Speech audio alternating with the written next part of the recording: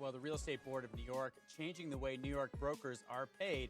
The board will now prohibit the seller's broker from paying the buyer's agent fee.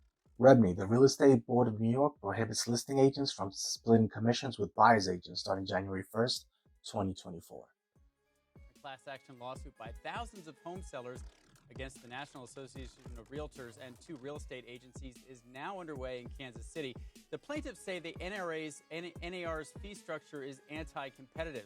Two brokerage firms, Remax and Anywhere, they've already settled for a combined $139 million.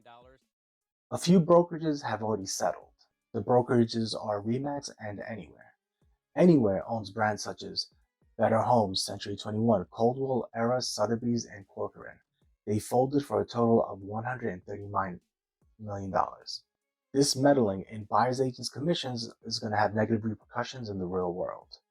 Homes are going to stay on the market longer because of less exposure. This is going to cost home buyers big. New York already has a high purchase prices, so 3.5% for the down payment plus roughly 4.5% for closing costs already comes out to 8%. Now that REBNY won't allow co-brokering, you can factor in roughly 2% buyers are going to have to pay their agents. That comes out to a total of 10% that home buyers have to come up with. In English, that's $10,000 for every $100,000 or $50,000 for every $500,000. This extra money could have gone towards a larger down payment. Now, if agents can't afford to hire a buyer's agent, they won't have an agent that has a fiduciary duty towards them, negatively impacting them.